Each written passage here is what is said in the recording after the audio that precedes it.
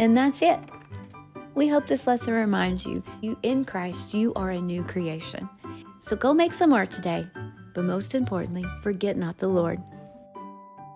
If you want to learn how to do this lesson and hundreds more, join us in our Bible Art membership filled with printables, art lessons, and Bible resources for kids of all ages, where we're helping you remember the Lord in creative ways.